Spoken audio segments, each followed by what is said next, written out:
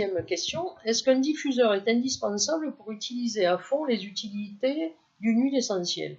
Le diffuseur, c'est la voie la plus passive de l'aromathérapie. On a juste à respirer. Et respirer, ben, c'est facile, on le fait naturellement.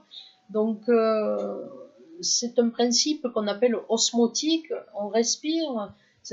Cet air chargé de molécules aromatiques va dans les poumons, et des poumons, ça va dans le sang. Donc, c'est une voie de pénétration qui est agréable, parce que les huiles essentielles, généralement, ça sent bon. Et le diffuseur, c'est la première des choses à utiliser si on veut pratiquer l'aromathérapie et se soigner avec l'aromathérapie, parce que justement, c'est facile, que c'est osmotique et c'est pas intrusif. On n'a rien à avaler, rien à mettre sur la peau, et c'est très très agréable.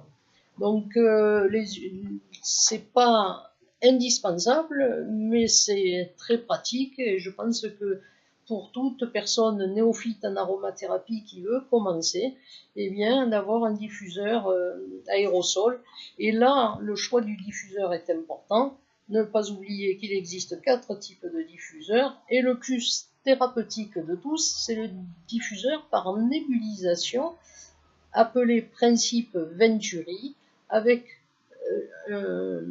une pompe à air et une verrerie ou les nouveaux systèmes qui diffusent, pression qui crée une dépression, et dans l'air va se retrouver un aérosol digne de ce nom, chargé de molécules aromatiques, sans humidité et sans eau. Ce sont des diffuseurs où il n'y a pas d'eau, c'est juste pression, dépression, on appelle ça type Venturi. Et ça, c'est très efficace.